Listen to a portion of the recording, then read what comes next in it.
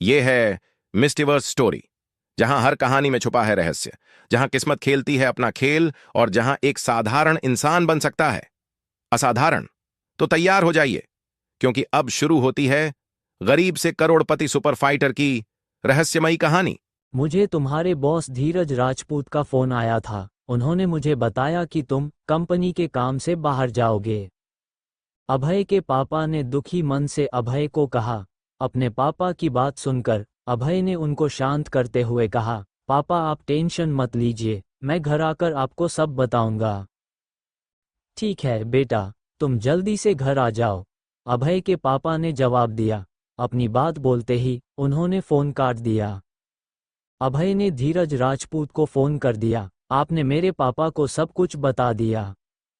हाँ मैंने बता दिया। मुझे कप्तान साहब ने कहा था कि तुम्हें अपने मम्मी पापा को ये बात बोलने में तकलीफ हो सकती है, इसलिए उन्होंने मुझे बोला कि मैं उनको पहले से ही इन्फॉर्म कर दूं। इससे तुम्हारे मम्मी पापा को ज़्यादा शक या ज़्यादा तकलीफ भी नहीं होगी। कप्तान साहब का सोचना सही था। वो अभय को बहुत अच्छी तरीके से जानते थे। उन्हें पता था कि अभय अपने मम्मी पापा से अलग रहने की बात करने में हिचकिचाता है, इसलिए कप्तान साहब ने ये काम धीरज राजपूत को दे दिया। कुछ देर के बाद अभय एयरपोर्ट पहुंच चुका था। अभय ने जल्दी से दिल्ली के लिए अपनी टिकट करवाई और उसके बाद दिल्ली के लिए निकल गया। 2 घंटे के बाद अभय दिल्ली एयरपोर्ट पर लैंड किया और उसके बाद टैक्सी लेकर अभय रिया से मिलने के लिए उनके घर चला गया। अभय जब रिया के घर के दरवाजे के सामने खड़ा हुआ, उसे बहुत ज़्यादा अजीब महसूस हो रहा था। वो खुद से बोला, अभय आज तुम्हारी आखिरी मुलाकात होनी चाहिए। रिया के परिवार के साथ तुम हर बार इनसे मिलने के लिए नहीं आ सकते। अभय जैसे ही घर के अंदर गया, उसने देखा कि रिया और रेणुका उसे देखकर जल्दी से उठ गए। रेणुका ने जल्दी से मुस्कुराते हुए कहा, रिया बेटी, जाओ अभय के लिए पानी लेकर आओ, अभय इतनी दूर से आया है। रिया एक बड़ी सी मुस्कान के साथ किचन की तरफ चली गई। रेणुका तेजी से अभय के पास जाकर खड़ी हो गई और बोली, यहाँ क्यों खड़े हो अभय, आओ बैठो सोफे पर। अभय को रेणुका की बातें और उसका बिहेवियर थोड़ा सा अजीब लग रहा था, लेकिन उसके बाद भी उसने कुछ न बोलना सही समझा।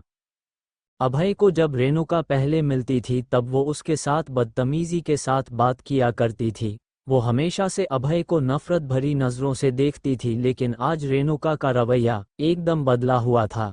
अभय को रेणुका की आंखों में पछतावा भी दिख रहा था। अभय सोफे पर बैठ गया।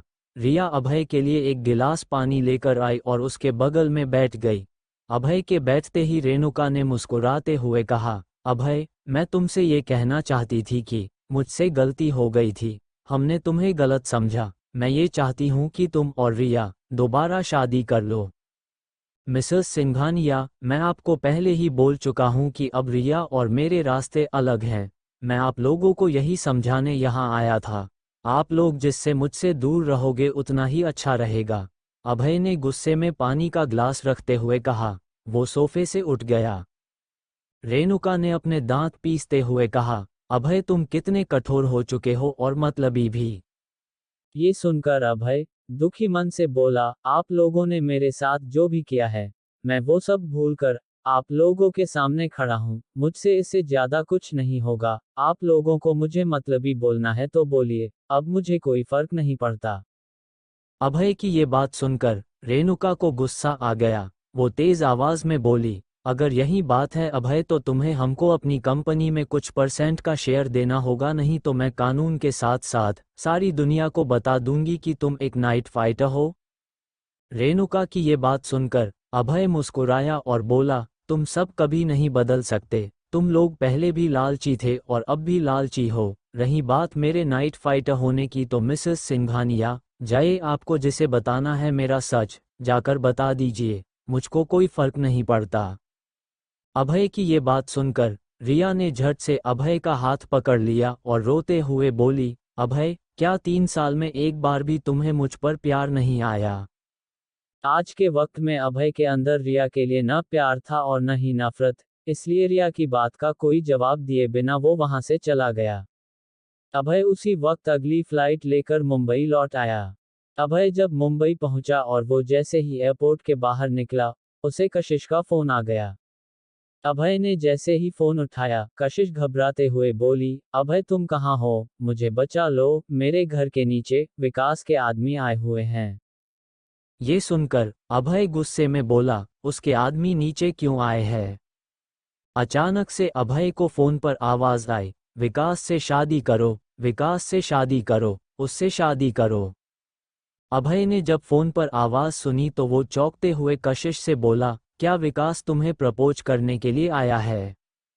अभय की बात सुनकर कशिश चिढ़ते हुए बोली, हाँ, वो पूरे सोसाइटी के सामने अपने आदमियों के साथ मिलकर मुझे प्रपोज कर रहा है। कशिश की ये बात सुनकर अभय ने कहा, तुम वहीं रहो, मैं आता हूं अभी।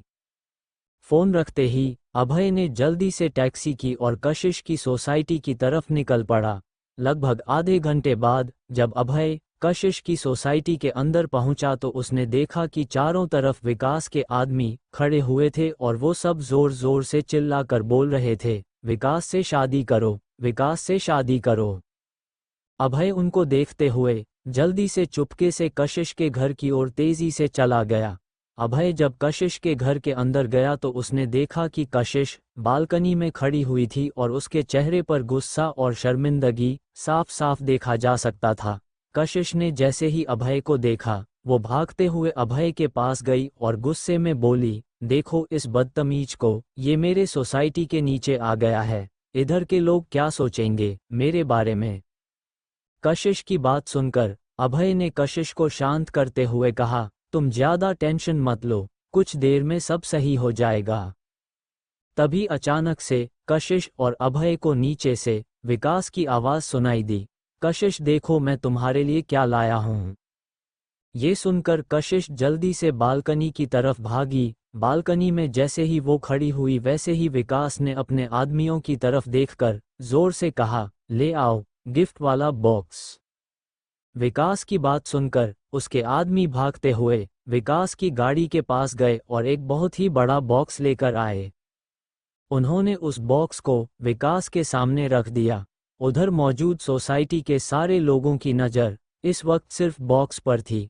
विकास ने धीरे धीरे बॉक्स को खोलना शुरू किया।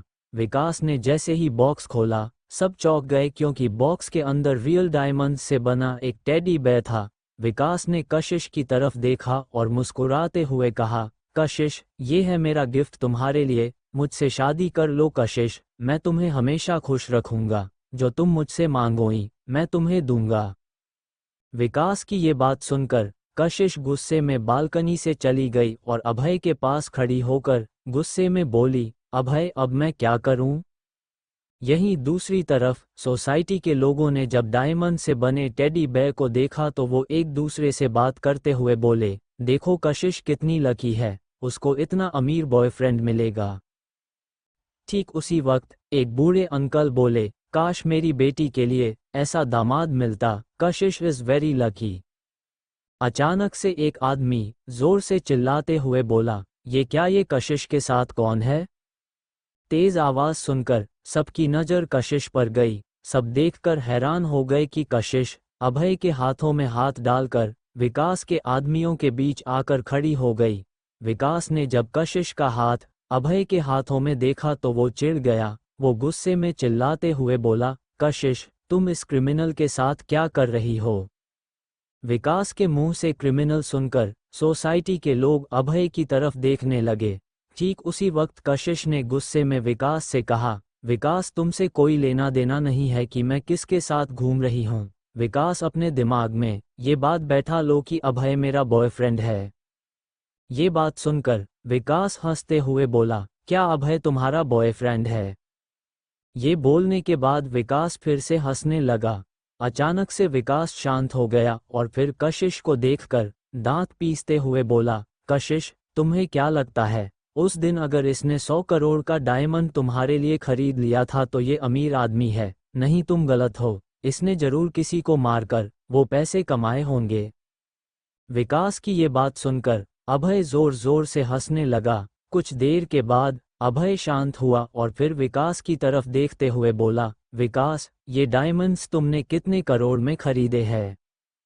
ये सुनकर विकास चिढ़ते हुए बोला, 200 करोड़ के डायमंड्स है ये, तुम्हारी औकात है 200 करोड़ का गिफ्ट देने की। 200 करोड़ सुनकर उधर मौजूद सभी लोग चौंक गए। उसी समय अभय मुस्कुराया और बोला, मैं तुम्हें 500 करोड़ दूंगा कशिश से दूर रहने के लिए। 500 करोड़? विकास ने चौंकते हुए कहा, तुम्हारी औकात भी है मुझे 500 करोड़ देने की? विकास ने फिर गुस्से में अभय से बोला। ये बोलते ही विकास ने अपने आदमियों को अभय पर अटैक करने का इशारा किया।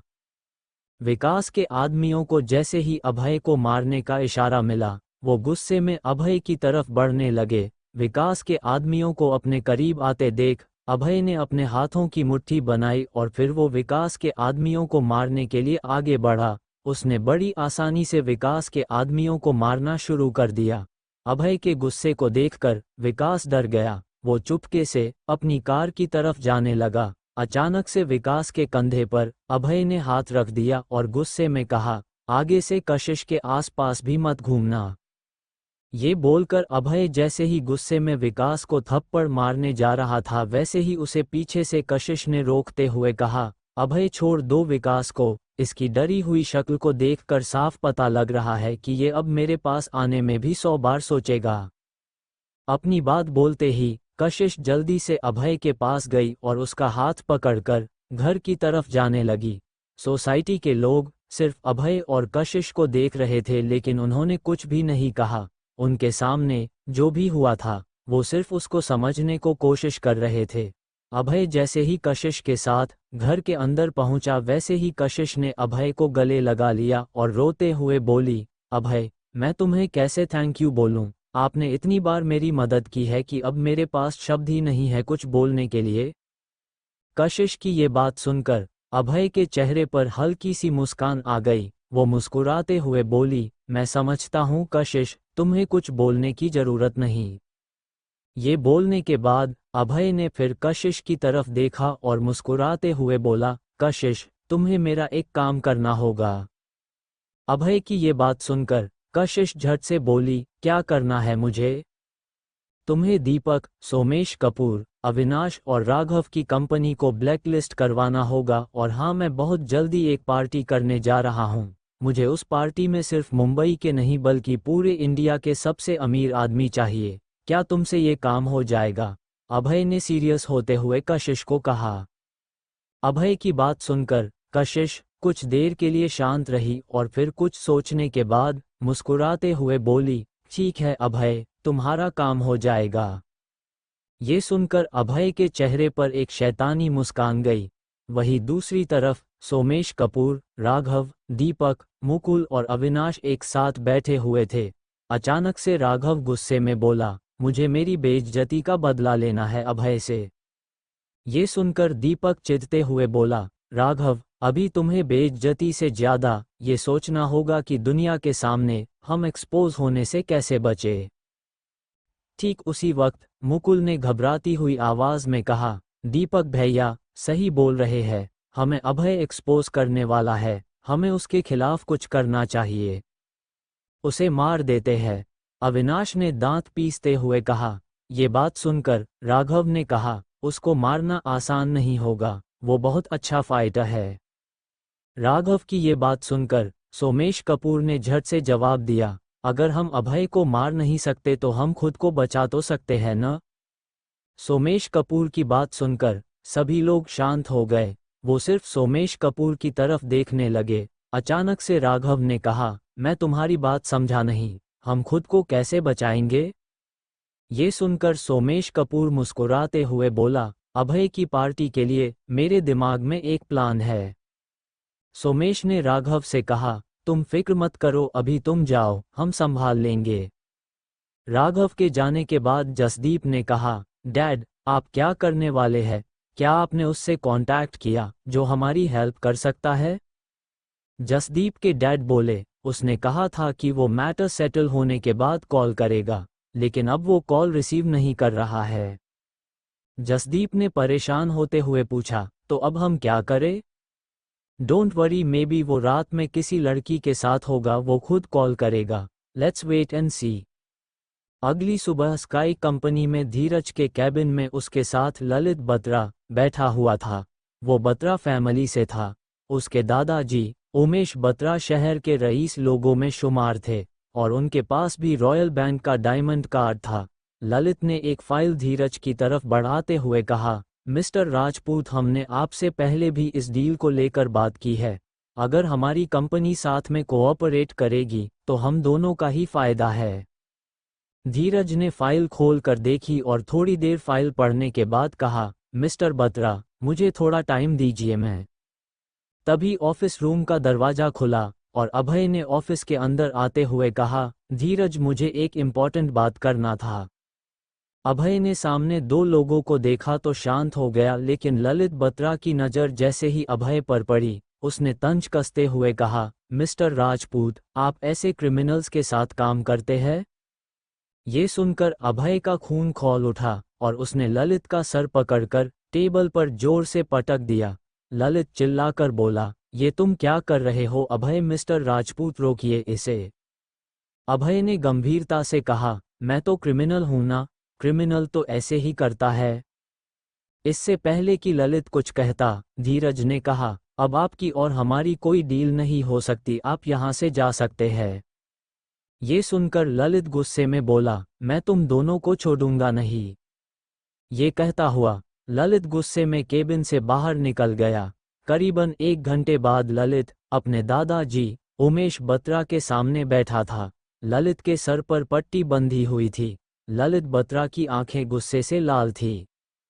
दादाजी, आपको कुछ करना होगा, वो अभय और धीरज कुमार मिले हुए हैं। कुछ भी करिए, लेकिन उसे सबक सिखाएं। कमरे में पास ही खड़ी निशा ने तंज कसते हुए कहा, तुम यही डिजर्व करते हो। तुम सालों से दादाजी से फाइटिंग सीख रहे हो, लेकिन एक मामूली आदमी की पिटाई नहीं कर पाए, बल्कि अपना सर फुड़वाकर आ गए। उमेश बत्रा ने निशा को शांत रहने का इशारा किया और ललित से पूछा, तो वो धीरज का आदमी है? जी दादाजी, वो अभय और धीरज कुमार एक दूसरे को अच्छे से जानते हैं और वो बहुत ताकतवर है। चाहे जो भी हो, लेकिन कोई भी ऐरा गैरा आदमी बत्रा फैमिली की इंसल्ट नहीं कर सकता। निशा, तुम एक काम करो, मंडे को धीरज से मिलो और उसे कहो कि अभय बत्रा हाउस आकर माफी मांगे, वरना उसे उमेश बत्रा का कहर झेलना पड़ेगा। जी दादाजी। वही इस सब से अनजान अभय कशिश के घर पर था। तभी अभय के फोन की घंटी बजी। ये सानिया का कॉल था। हेलो अभय, कहाँ हो तुम? Would you like to join me for dinner? मेरे कुछ फ्रेंड्स भी आएंगे। अभय ने जवाब में कहा, सॉरी सानिया, मुझे कुछ काम है, बाद में मैं तुम्हें स्पेशल ट्रीट दे दूंगा। ओके। क्या स्पेशल ट्रीट दोगे अभय? थोड़ी हिंट तो दो, सानिया ने कहा। अभय ने सानिया के परेशान करने पर कहा, अच्छा सानिया, अभी रखता हूँ, मुझे बहुत जरूरी काम है। अभय के बाद सानिया ने कशिश को कॉल करके बुला लिया। अभय को मिहिका और खुशी को रिसीव करने एयरपोर्ट जाना था। कशिश के घर से निकलकर अभय ने गौतम को कॉल किया। कॉल रिसीव करते ही गौतम चिढ़ते हुए बोला, भाई, तुझे लड़की मिल गई तो दोस्त को भूल गया न? तुझे 2 घंटे बाद याद आया कि तेरा कोई दोस्त भी है। असल में जब अभय कशिश को दीपक के प्रपोजल से बचाने के लिए आया था, तब गौतम उसके साथ ही था। अभय ने समझाया, अरे भाई, मैं हेल्प करने के चक्कर में भूल गया, तू वापस निकल गया तो क्या वहां चौकीदारी करता? मैं आ गया वापस, तू आ रहा है क्या? नहीं, मुझे एयरपोर्ट जाना है, मुझे लगा कहीं नीचे वेट तो नहीं कर रहा, इसलिए कॉल किया। ये सुनकर गौतम और चिढ़ गया और बिना कुछ कहे ही उसने कॉल डिस्कनेक्ट कर दिया था। अभय ने तुरंत मिहिका को कॉल किया और उन दोनों के आने का टाइम कंफर्म किया। रात के करीब 9 बजे अभय ने मिहिका और खुशी को रिसीव किया। मिहिका के कार में बैठते ही अभय ने टीस करते हुए कहा, डॉक्टर मिहिका, कैसी हो? कई दिनों से कोई ब्यूटीफुल लेकिन गुस्से वाला चेहरा नहीं देखा। मिहिका ने सीधे काम की बात की, तुम्हें नंबर 2 मिला? यस डॉक्टर मैडम, मैंने उसे ढूंढ लिया है। नंबर 2 अभी वापस नहीं आना चाहती, उसे कुछ पर्सनल काम पूरे करने हैं।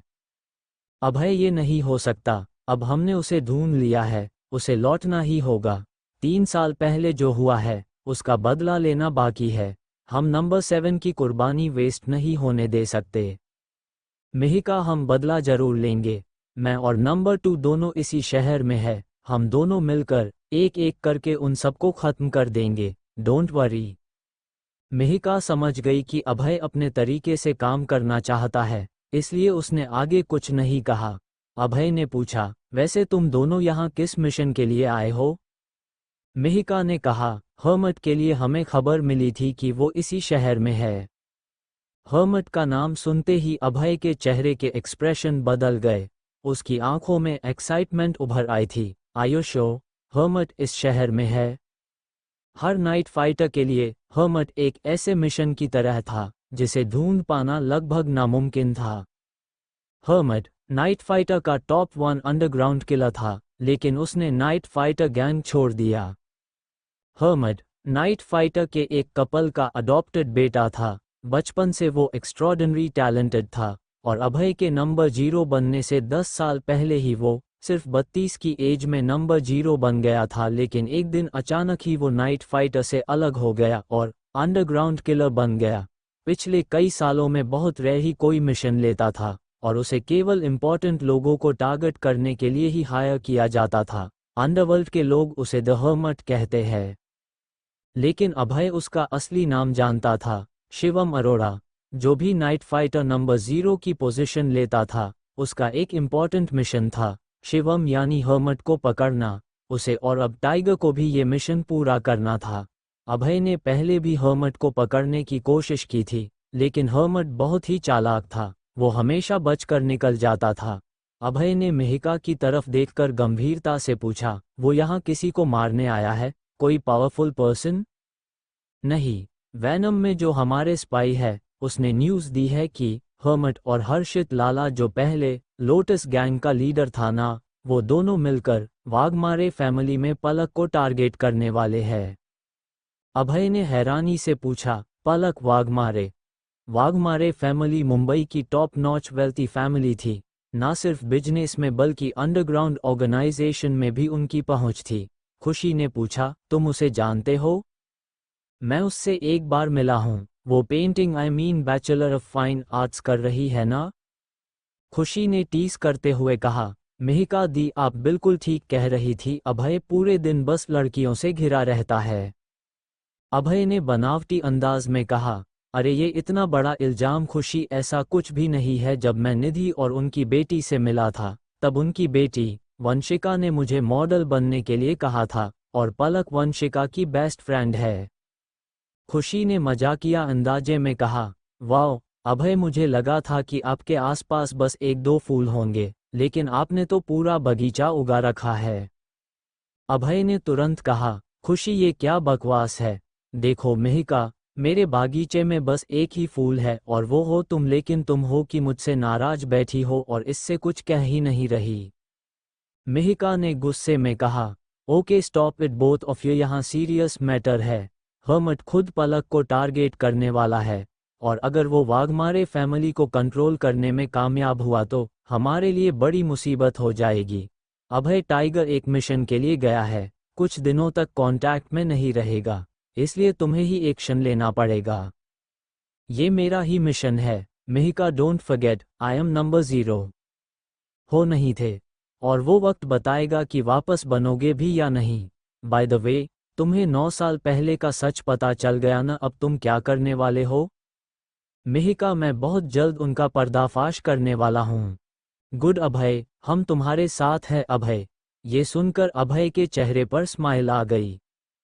अभय ने अब तक उन सब की लिस्ट बना ली थी जिन्होंने उसे धोखे से फंसाया था। हर साल के आखिर में सोमेश कपूर की कंपनी देश विदेश की बड़ी बड़ी कंपनीज को एक लग्जूरियस बैंक्वेट में इनवाइट करती थी, और उसी वक्त अभय सबके सामने सच लेकर आना चाहता था। मिहिका और खुशी ने एक पॉश एरिया में बंगलो लिया हुआ था, क्योंकि उन्हें कुछ टाइम यही रहना था। अभय ने गाड़ी से उनका सामान निकालते हुए कहा, घर में सब सेटल करके मैं भी यही रहने आ जाऊंगा। वैसे मिहिका, मैंने गिरीश नंबर 14 से सुना है कि तुम किसी बात से परेशान हो। It's none of your business. Abhay कुछ देर मेहिका और खुशी के साथ बैठा और फिर नीचे अपनी कार के पास आया। तभी उसे पीछे से किसी लड़की की आवाज़ सुनाई पड़ी, अभय। अभय ने पलट कर देखा तो सामने पलक खड़ी थी। अभय ने हैरानी से पूछा, पलक, तुम यहाँ? हाँ, मैं यही सामने वाले घर में रहती हूँ। मेरा कॉलेज यहाँ पास में ही है, लेकिन तुम यहाँ कैसे? अब अभय को समझ आ रहा था कि मिहिका और खुशी इस एरिया में रहने क्यों आए थे। उनका घर पलक के घर के बगल में था, ताकि अगर कोई प्रॉब्लम हो तो वो लोग तुरंत पलक को बचा सके। अभय ने कहा, मैं यहाँ घर देखने आया था। वाओ, फिर तो हम नेबर्स बन जाएंगे। बाय द वे, मैं डिनर के लिए जा रही थी। If you can join. Okay, no problem. Well that's great, let's go. यहाँ कॉलेज के सामने एक अच्छा रेस्टोरेंट है। पलक के साथ अभय जब कॉलेज के सामने पहुंचा तो अपने कॉलेज को देख उसकी कुछ यादें ताज़ा हो गई। पलक ने कहा, अभय, यहाँ बेस्ट पनीर कुलचे मिलते हैं। अभय बस मुस्कुरा कर रह गया, क्योंकि उसके कॉलेज टाइम में ये रेस्टोरेंट नया ओपन हुआ था और अभय भी अपने दोस्तों के साथ वहां बैठा करता था। पलक ने फूड ऑर्डर किया और दोनों एक खाली टेबल पर आकर बैठ गए। तब पलक ने पूछा, अभय, क्या तुम आर्मी में थे? तुम ऐसा क्यों पूछ रही हो? क्योंकि उस रात कॉलेज फंक्शन में तुमने उन 5 गुंडों को सबक सिखाया था। ऐसा तो वही कर सकता है जिसके अंदर स्ट्रॉन्ग विल पावर और पेशेंस हो, जो मेरे ख्याल से एक आर्मी वाले में ही हो सकती है। अभय ने मुस्कुराते हुए बताया, यू मिसअंडरस्टूड, मैं आर्मी में नहीं था। ओ बाय द वे, उस दिन तुम्हारी गर्लफ्रेंड ने तुम्हें कॉल किया था? अभय ने हंसते हुए कहा, वो मेरी अच्छी दोस्त थी, मेरी कोई गर्लफ्रेंड नहीं है। तभी रेस्टोरेंट के एंट्रेंस से एक आवाज आई, पलक पलक बेबी, तुमने मुझे कॉल क्यों नहीं किया? अभय ने नोटिस किया कि आवाज सुनकर पलक कुछ इरिटेट हो गई थी। अभय ने पलट कर देखा तो एक हैंडसम लड़का उनकी टेबल की तरफ ही बढ़ रहा था। उसे देखते ही लड़के ने कहा, हे तुम कौन हो? अभय कुछ कहता इससे पहले ही पलक ने चिढ़ते हुए कहा, वो कौन है, इससे तुम्हें क्या मतलब? लेकिन उस लड़के ने अभय की तरफ उंगली दिखाते हुए गुस्से में कहा, hey you get out from here, और आज के बाद पलक के आसपास आने का सोचना भी मत। पलक अपनी जगह से उठ खड़ी हुई, नवीन जोशी, दैट्स इनफ। उसकी ऊंची आवाज सुनकर आसपास के लोग उनकी तरफ ही देखने लगे। पलक को कॉलेज के काफी लोग जानते थे, क्योंकि उसे कॉलेज की ब्यूटी क्वीन कहा जाता था। और नवीन भी कम फेमस नहीं था, क्योंकि अगर कोई भी लड़का पलक के पास नजर आता तो नवीन उसकी बहुत पिटाई करता था। नवीन के डैड एक गैंगस्टर थे। अभय ने मुस्कुराते हुए नवीन से कहा, अगर ऐसे टपोरी जैसी हरकत करोगे तो पलक तो क्या, कोई भी लड़की तुम्हें पसंद नहीं करेगी। अबे तू जाता है या नहीं? अभय हल्के से मुस्कुराते हुए बोला, लगता है कॉलेज में किसी ने तुम्हें तमीज नहीं सिखाई, कोई बात नहीं, मैं सिखा दूंगा। तभी एक जोर की आवाज सुनाई पड़ी, स्टॉप इट। जैस्मीन भागते हुए नवीन के पास आई और उसे समझाते हुए कहा, नवीन, इनसे माफी मांगो अभी। जैस्मीन की बात सुनकर नवीन हैरान था। नवीन क्या, पलक और बाकी लोग भी जैस्मीन की बात से हैरान थे। जैस्मीन और नवीन यहाँ खाना खाने आए थे। जैस्मीन कार पार्क कर रही थी और जैसे वो अंदर आए उसने नवीन की गुस्से भरी आवाज सुनी और जैसे ही उसने अभय को देखा उसकी तो सिट्टी पिट्टी गुल हो गई। नवीन गुस्से में बोला, दीदी, आर यू क्रेजी? मैं और इस फटीचर से माफी मांगू कभी नहीं? ये सुनते ही जैस्मीन ने तुरंत नवीन के गाल पर एक तमाचा जड़ दिया और फिर अभय की तरफ देखकर कहा, अभय, मेरे भाई को पता नहीं है कि वो किससे बात कर रहा है, उसकी तरफ से मैं माफी मांगती हूँ, प्लीज फॉरगिव हिम। नवीन जो गुस्से से आग बबूला हो उठा था, उसने अभय का नाम सुना तो जैस्मीन से फुसफुसाते हुए पूछा, ये अभय कपूर है? जैस्मीन ने हाँ में सर हिलाते हुए कहा, यस माय डियर ब्रदर, अब जल्दी से माफी मांगो, हम वक्त आने पर इससे निपट लेंगे, समझे तुम? अभय भले दूर खड़ा था, लेकिन फिर भी उसने सब कुछ सुन लिया था। नवीन ने आज तक किसी से सॉरी नहीं कहा था। ऊपर से वहां पलक और कॉलेज के और भी स्टूडेंट्स थे, लेकिन न चाहते हुए भी नवीन ने अभय की तरफ देखकर कहा, आई एम सॉरी, मैंने आपसे काफी बदतमीजी की है, आई होप आप माइंड नहीं करेंगे। ये सारा माजरा देखकर वहां खड़े लोगों के तो होश ही उड़ गए थे। जैस्मीन और नवीन कॉलेज के फेमस बुली थे, यहाँ तक टीचर्स भी उनसे डरते थे, लेकिन इन लोगों ने सामने खड़े एक मामूली दिखने वाले आदमी से माफी मांगी थी। सब यही सोच रहे थे कि वो मामूली कपड़े पहने हुए आदमी है कौन, जिसके सामने नवीन और जैस्मीन को भी झुकना पड़ा। नवीन माफी के मांगने के बाद बहुत इंसल्टिंग फील कर रहा था, इसलिए तुरंत जैस्मीन के साथ वहां से बाहर निकल गया। उनके जाने के बाद बाकी लोग भी अपनी अपनी टेबल पर बैठ गए। सबका ध्यान हटने के बाद पलक ने शक भरी निगाह से अभय की तरफ देखते हुए पूछा, अभय तुम आखिर हो कौन? वो जैस्मीन तक तुमसे डरती है, इनके डैड एक गैंगस्टर है, लेकिन फिर भी ये तुमसे डर रहे हैं। हु आर यू अभय? पलक का सवाल सुनकर अभय के चेहरे पर एक स्माइल आ गई और तभी वेटर उनका ऑर्डर लेकर आ गया। अभय ने बहाना बनाते हुए कहा, लो खाना आ गया, मुझे तो जोरों की भूख लगी थी। पलक ने कुछ सोचते हुए पूछा, तुम भी किसी गैंग के मेंबर तो नहीं हो ना, या अंडरवर्ल्ड से? अभय ने तुरंत पूछा, अंडरवर्ल्ड? ये तुम क्या कह रही हो? पलक को समझ आ गया कि अभय कुछ नहीं बताने वाला, तो वो चुपचाप खाने में कॉन्सेंट्रेट करने लगी। डिनर के बाद अभय और पलक बाहर आए। अभय को फील हुआ कि कोई उसे फॉलो कर रहा है। वो समझ गया था कि पलक की फैमिली ने किसी को पलक को प्रोटेक्ट करने भेजा होगा। उसने पहले पलक को घर ड्रॉप किया और कहा, पलक तुम अपना नंबर दे सकती हो, वैसे भी मैं अब तुम्हारा पड़ोसी बनने वाला हूँ। पलक से नंबर लेकर अभय वहां से निकल गया, लेकिन घर जाने के बजाय उसने नंबर 2 को कॉल किया। वो उसे हर्मट के बारे में बताना चाहता था। कॉल कनेक्ट होते ही अभय को बहुत तेज म्यूजिक सुनाई पड़ा। जोरा कहाँ हो तुम? मुझे तुमसे एक इम्पॉर्टेंट बात करनी है। मैं फ्लोइंग फायर बार में हूँ। ठीक है, I will be right over. जल्दी ही वो बार पहुंच जाता है। अंदर आकर वो आसपास नजर घुमाता है और वो जोरा को देखता है। जोरा के पास 2 आदमी खड़े थे। उनमें से एक आदमी ने पूछा, hey beautiful, let's have a drink.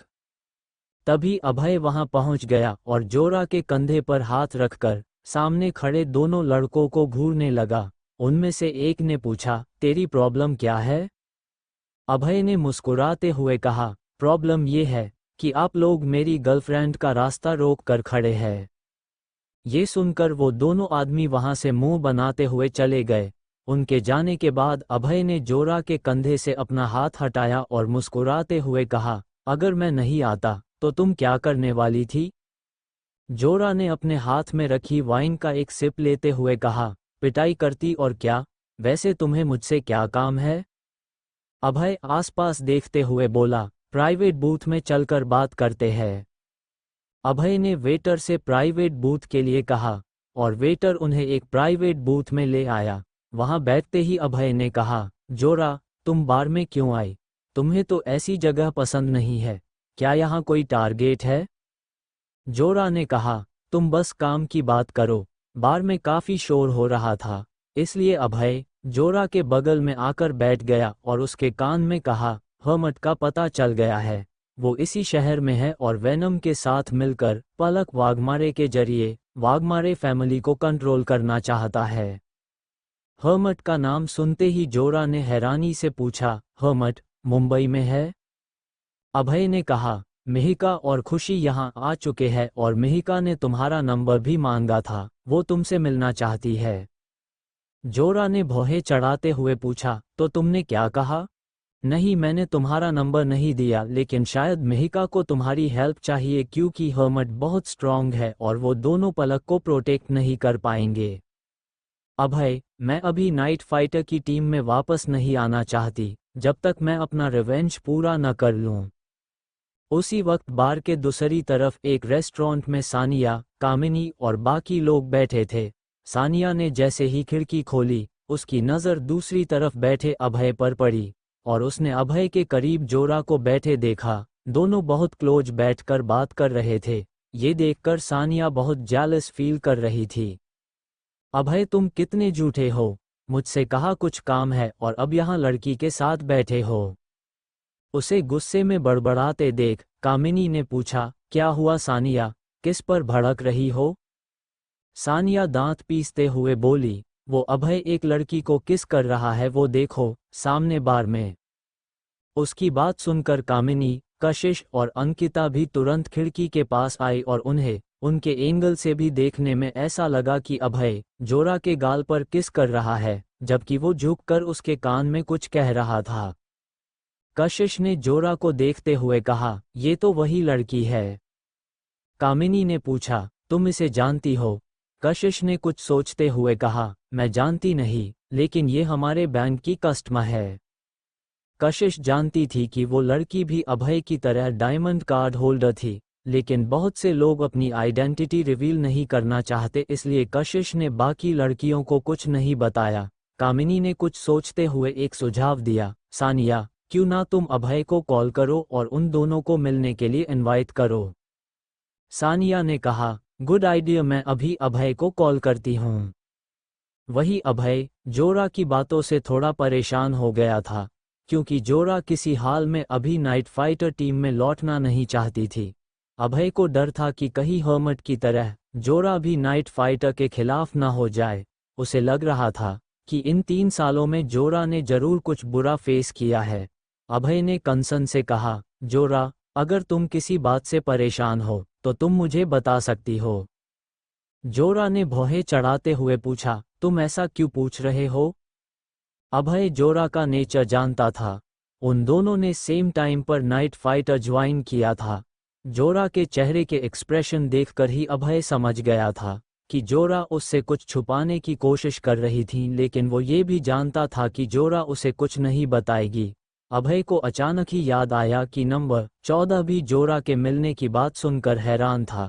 अभय को बार बार लग रहा था कि नाइट फाइटर और जोरा, ये लोग उससे कुछ तो छुपा रहे थे, और अगर उससे ही बात छुपाई जा रही है तो इसका मतलब ये बात उससे ही रिलेटेड है।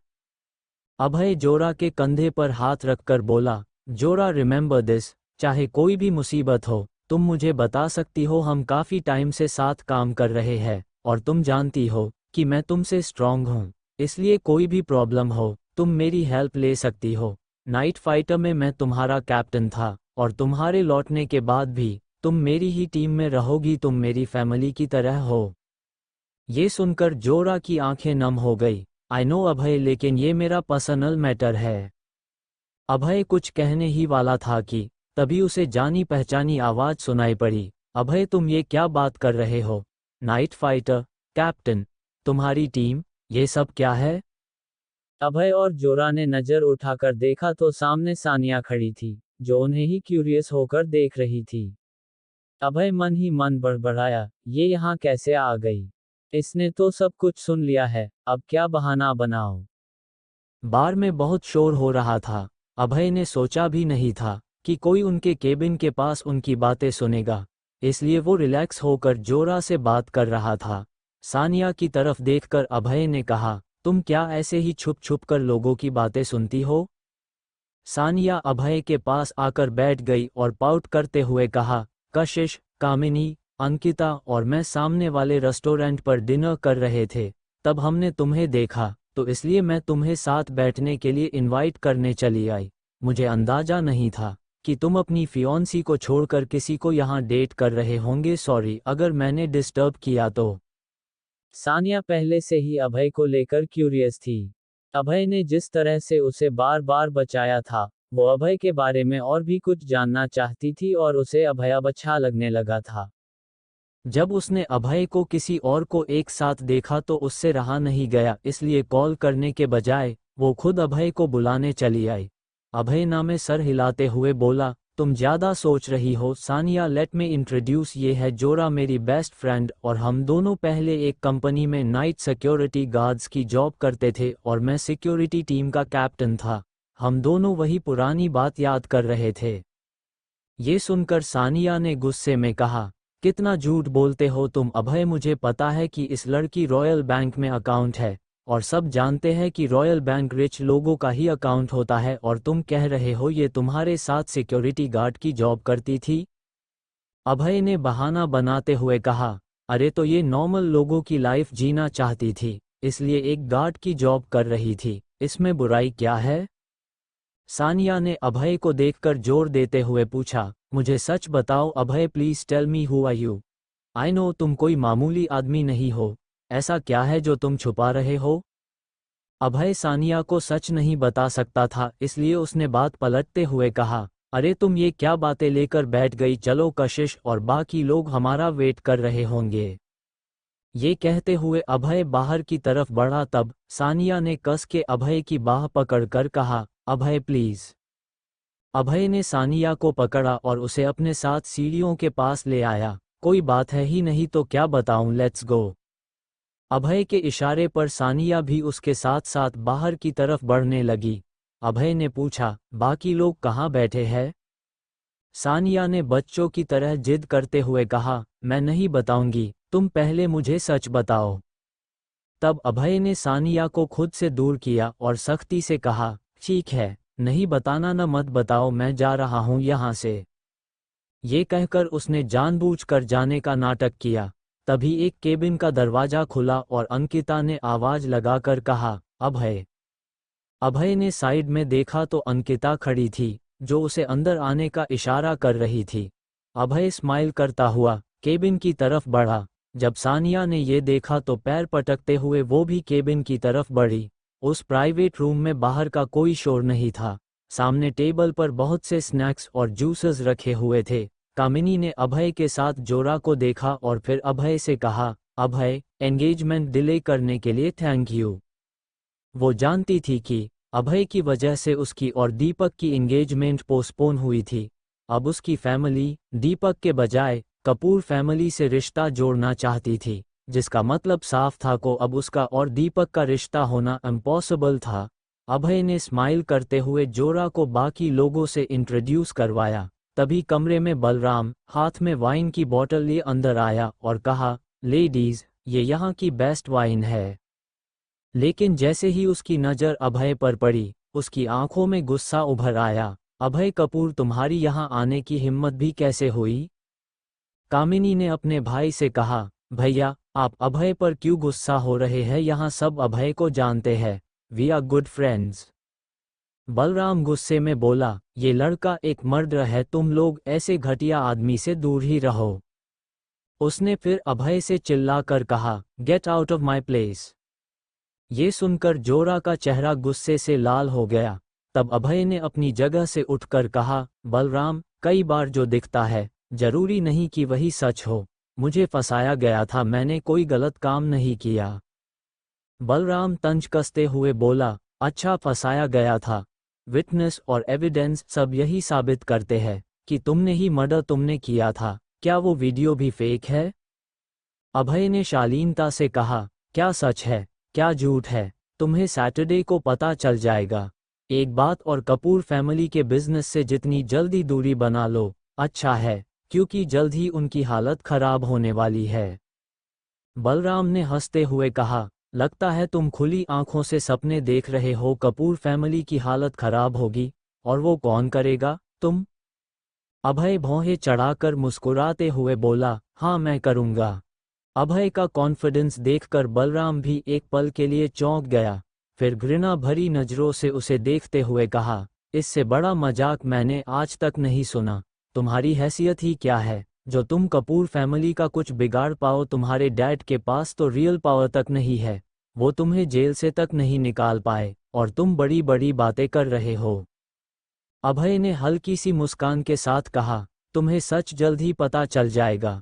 अब तुम्हें मेरी एडवाइस मानना है या नहीं, ये तुम्हारा फैसला है, वरना ये मत कहना कि मैंने वार्न नहीं किया। आने वाले हफ्ते में मुंबई का गेम बदलने वाला है।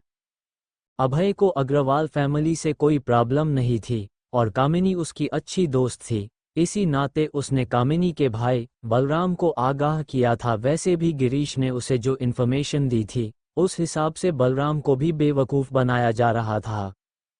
अग्रवाल फैमिली तो तनिष्का का बदला लेने की कोशिश कर रही थी। उन्हें तो शुरू से नहीं पता था कि वो मर्डर अभय ने नहीं किया। बलराम को अभय पर जरा भी भरोसा नहीं था। भले ही कपूर फैमिली राघव की फैमिली जितनी पावरफुल नहीं थी, लेकिन वो लोग बिजनेस के मामले में काफ़ी स्ट्रांग थे, और उन्हें तबाह करना नामुमकिन था। बलराम तंज कसते हुए बोला, लगता है जेल में रहकर तुमने बड़ी बड़ी बातें करना सीख लिया है। तुम अपना पाप छुपा नहीं सकते, सब जानते हैं कि तुम ही ने मर्डर किया था। और रही बात कपूर फैमिली की, तो तुम उनकी कंपनी की एक ईंट तक नहीं हिला सकते। तब कामिनी ने बलराम को समझाया, भैया अभय के पास रॉयल बैंक का डायमंड कार्ड है। ये सुनकर बलराम शॉक्ड रह गया।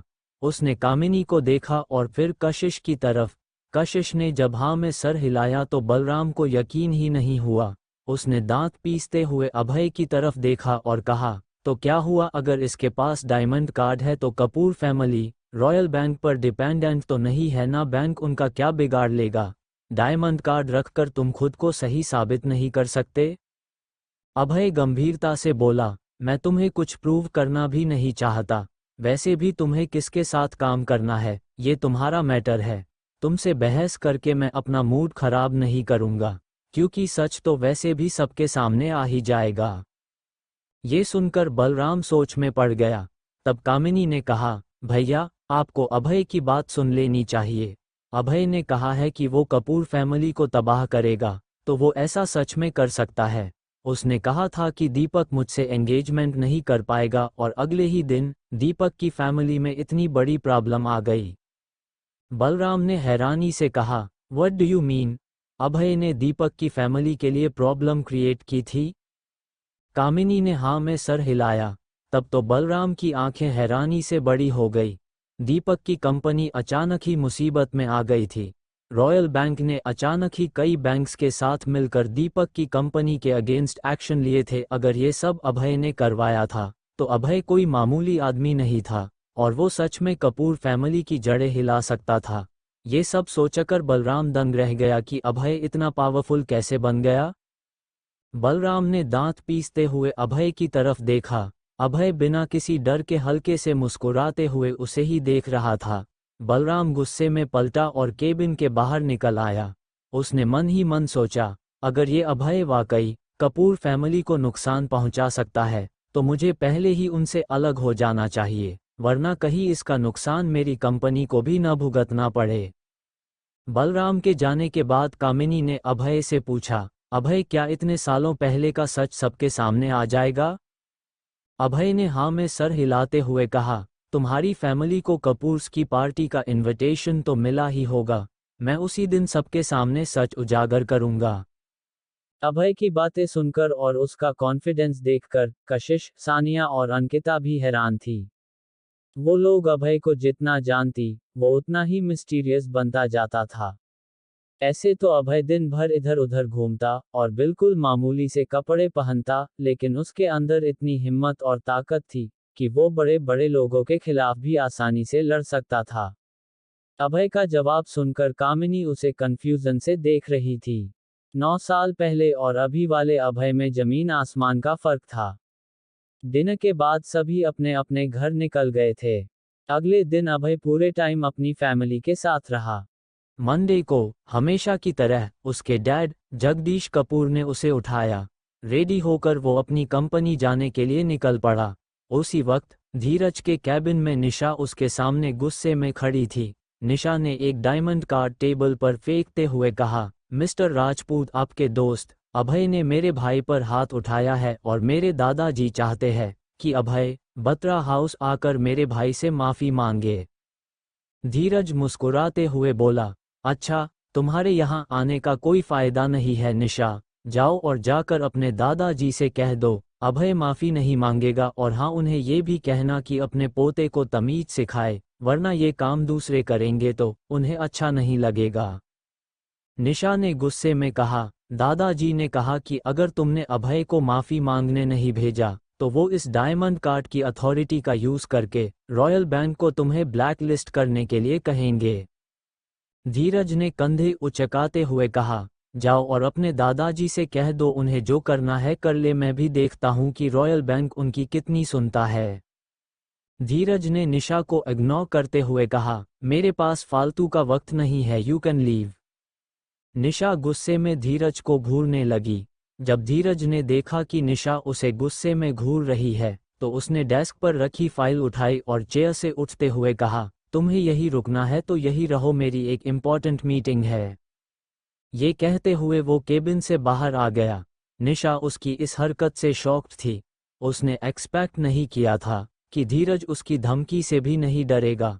उसने टेबल से डायमंड कार्ड उठाया और गुस्से में बड़बड़ाते हुए केबिन से बाहर निकली। जब दादाजी इसे सबक सिखाएंगे तब देखती हूँ कि कितनी अकड़ बचती है इस धीरज राजपूत में।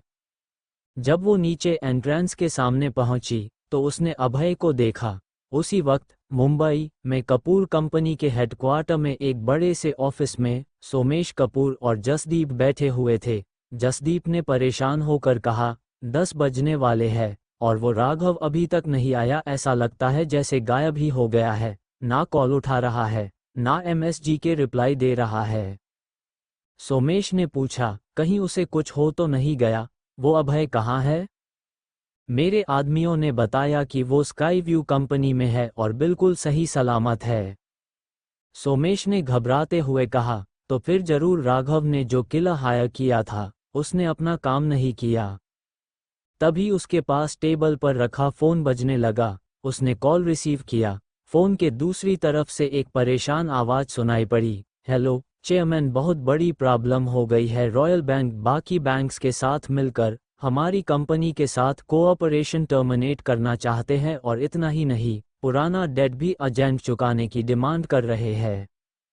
सोमेश ने गुस्से में पूछा, क्या ये कैसे हो सकता है?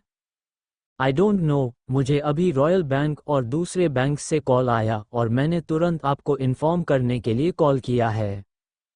तुम अभी रॉयल बैंक कॉल करके उनसे बात करो कि क्या प्रॉब्लम है। मैं अभी एक अर्जेंट मीटिंग बुलाता हूँ। ये कहकर सोमेश ने फोन रख गया, लेकिन फोन रखते ही एक बार फिर फोन की घंटी बजी। चेयरमैन, एक बैड न्यूज़ है। दूसरी कंपनीज जो इम्पोर्टेंट प्रोजेक्ट में हमारे साथ compete कर रही थी, उन्होंने अचानक ही प्राइस बढ़ा दिए हैं और clothing industry and jewellery industry ने हमारे प्राइसेस से कम प्राइसेस में सेलिंग शुरू कर दी है। सर, ऐसा लग रहा है ये सब मिलकर प्राइस वॉर स्टार्ट कर रहे हैं। ये सुनकर सोमेश की हालत खराब हो गई। उसने हड़बड़ाते हुए कहा, ये सब क्या हो रहा है? अचानक ही ये सब एक साथ? सर, मुझे भी कुछ समझ नहीं आ रहा।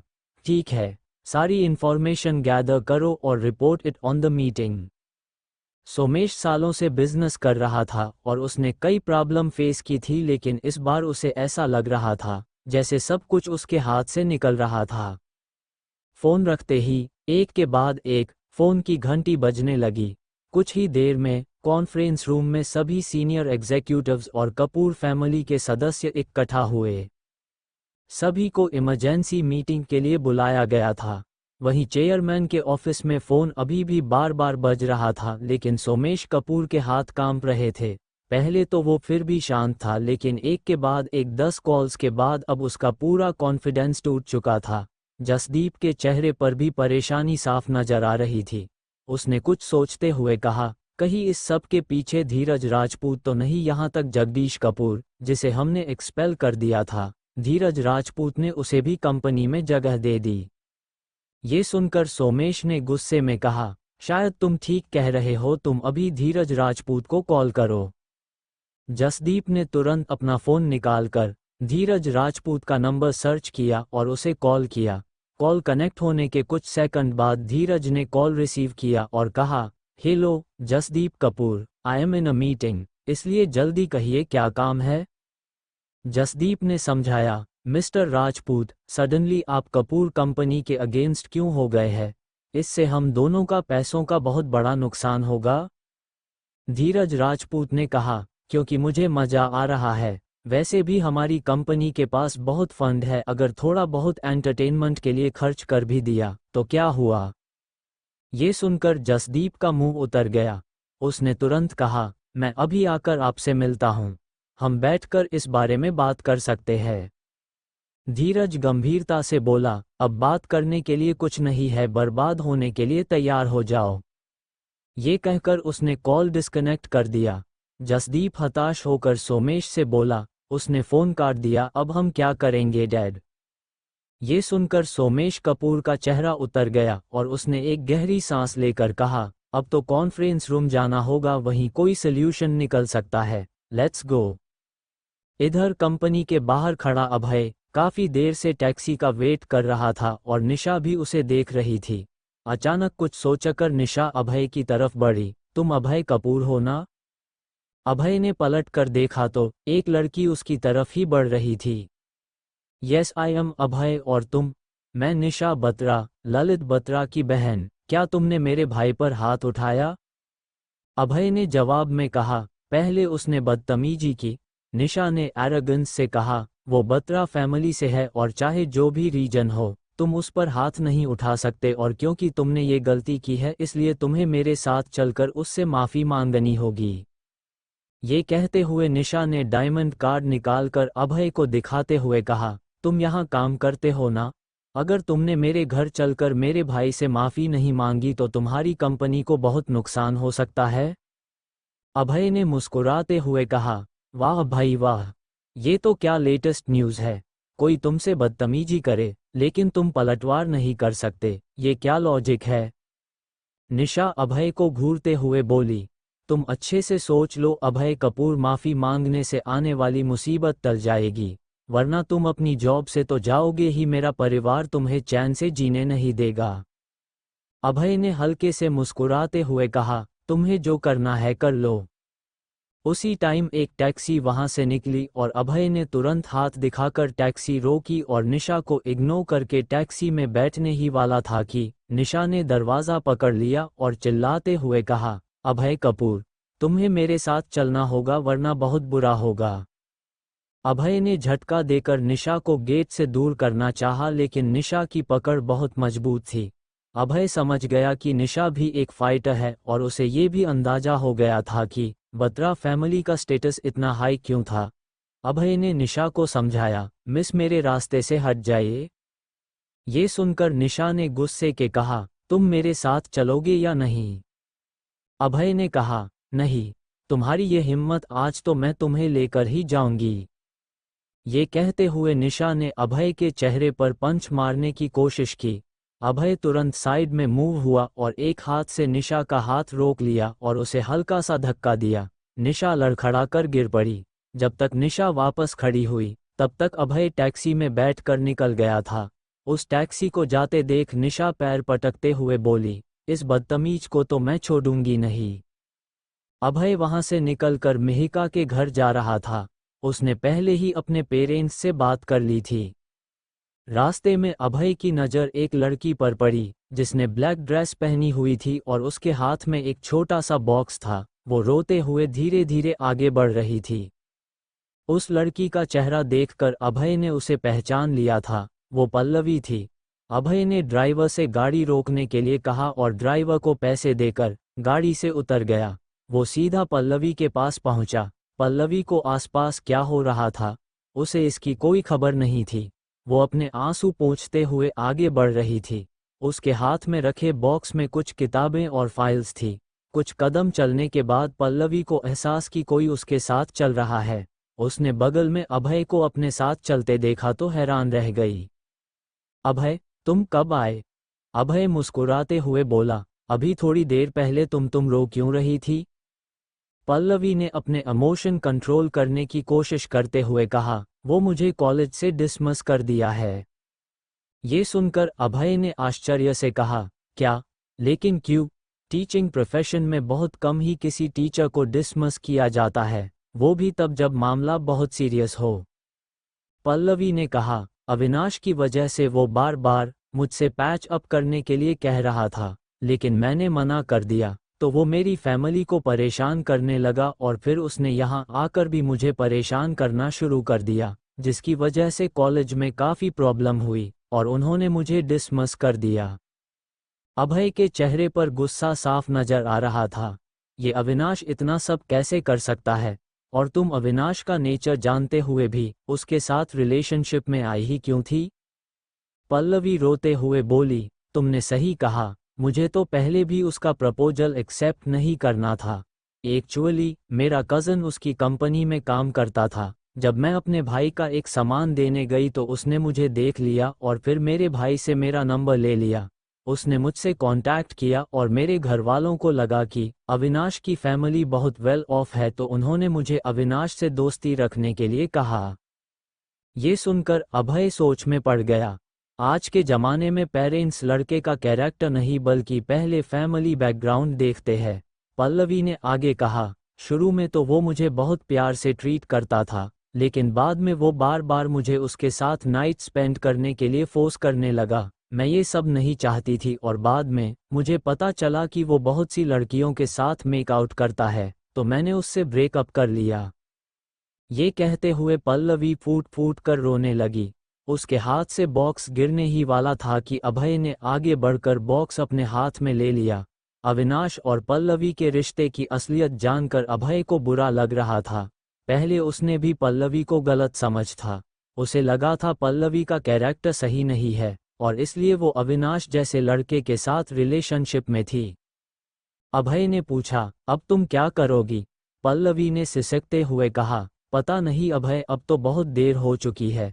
मैं भले ही उससे रिश्ता तोड़ चुकी हूँ, लेकिन मेरे घरवाले मुझे बार बार पैच अप करने के लिए फोर्स कर रहे हैं। अविनाश ने गुस्से में मेरे कज़न को तक जॉब से निकाल दिया था और वो भी मुझसे बहुत नाराज है।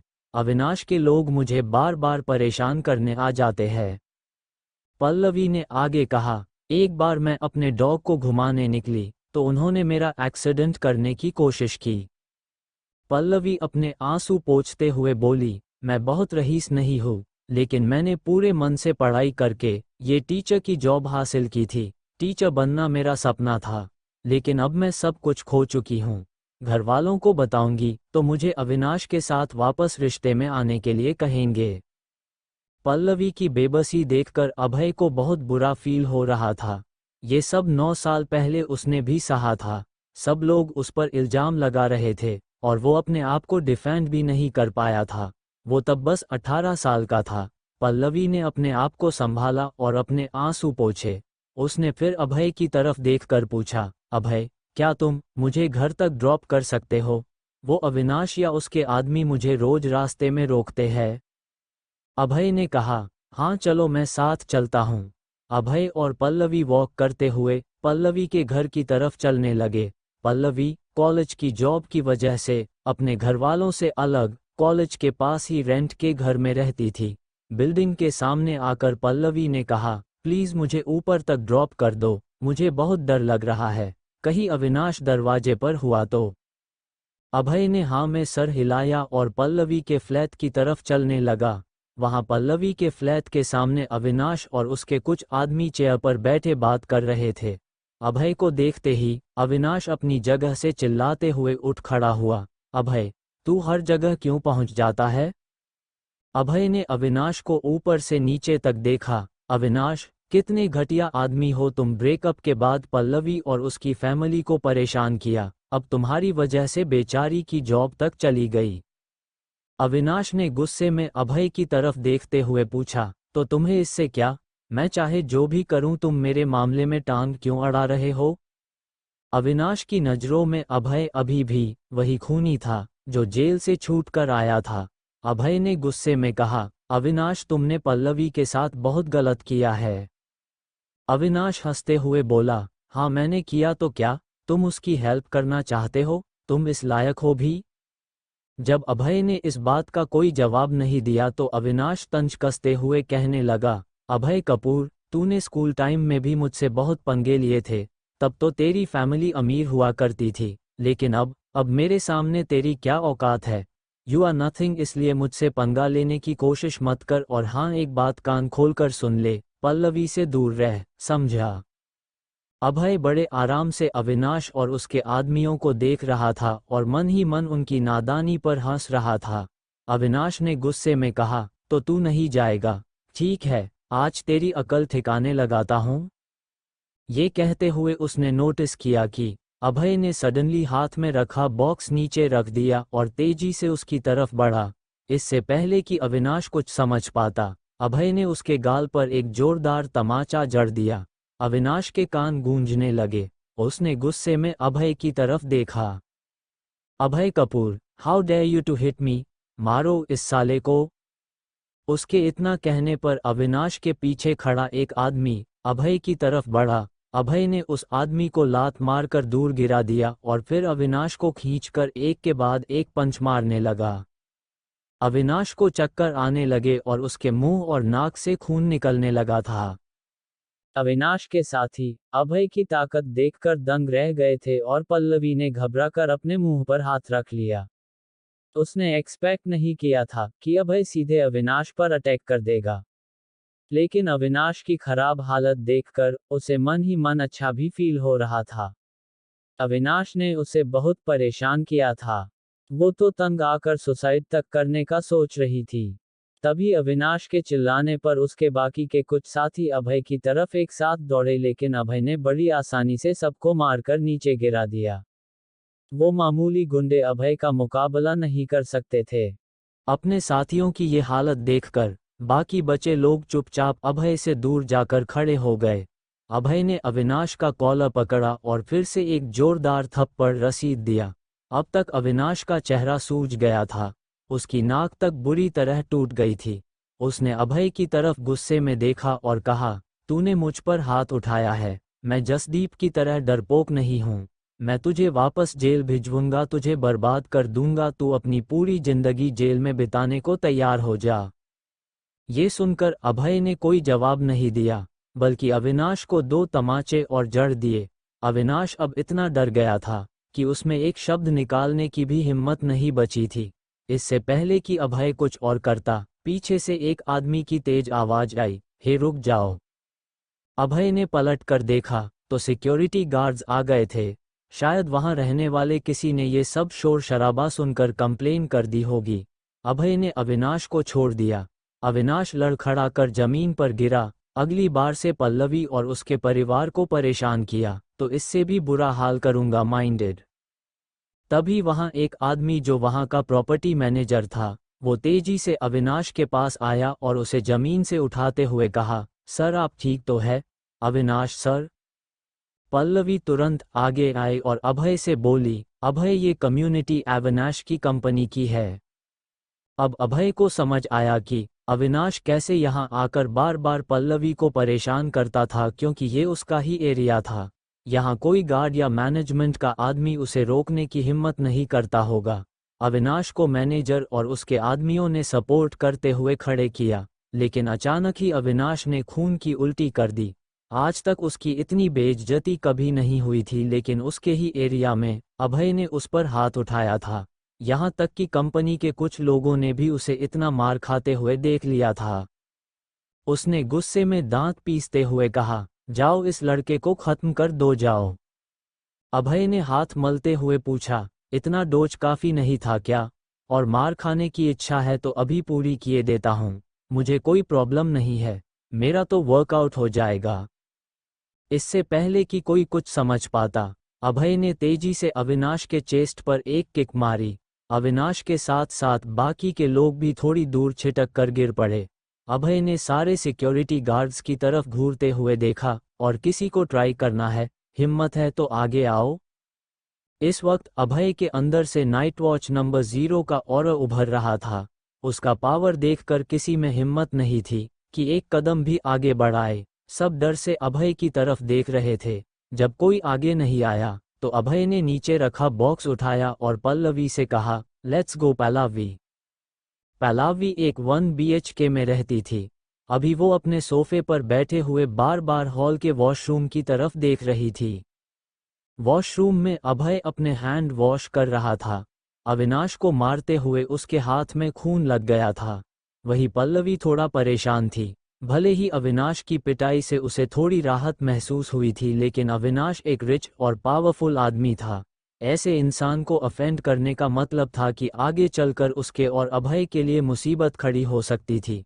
वह नहीं जानती थी कि अभय कौन था, लेकिन अविनाश की बातों से उसे यह अंदाजा लग गया था कि अभय अभी कुछ दिनों पहले ही जेल से छुटकार आया है और उसका कोई खास फैमिली बैकग्राउंड भी नहीं है। पल्लवी को डर लग रहा था कि कहीं अविनाश अभय से रिवेंज लेने की कोशिश ना करें, या फिर जैसा कि अभी अविनाश ने कहा, वह अभय को जिंदगी भर के लिए जेल ना भिजवा दे।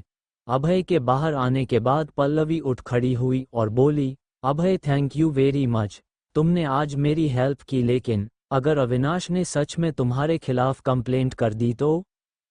इट्स ओके, अगर वह कंप्लेंट करना चाहता है तो करके देख ले।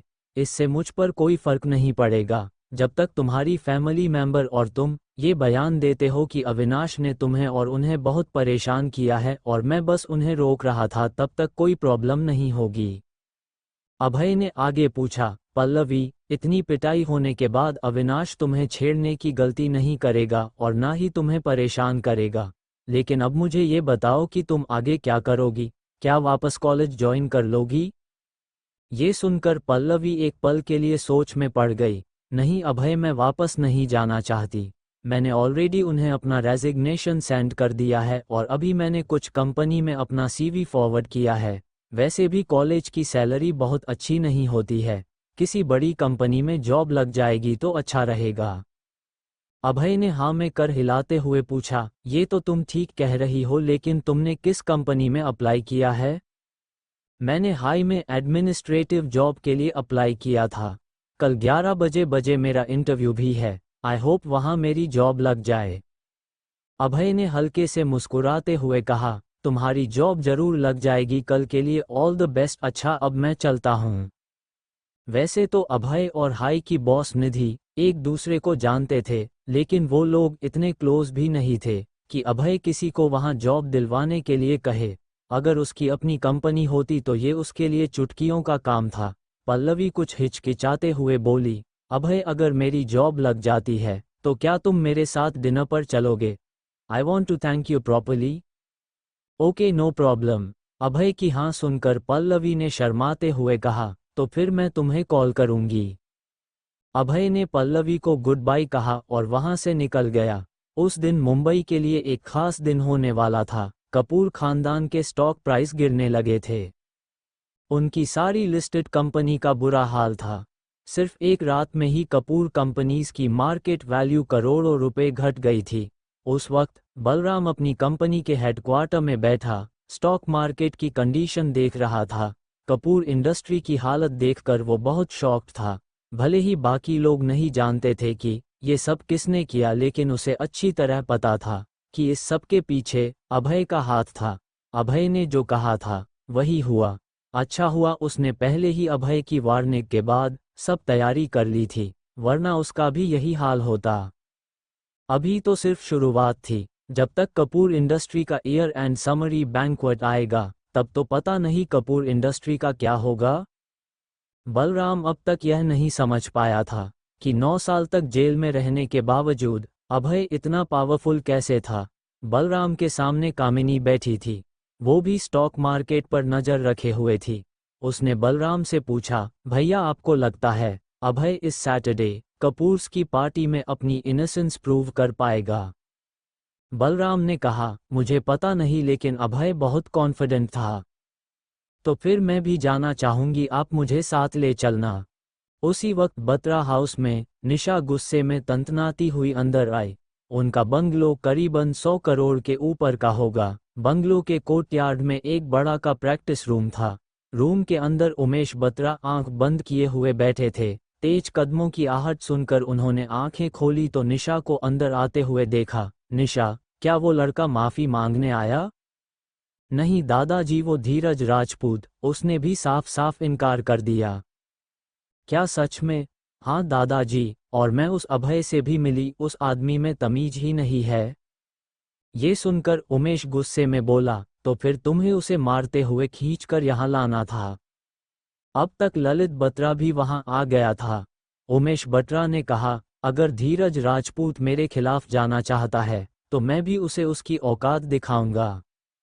ये कहते हुए उसने अपना फोन उठाया और एक नंबर डायल किया।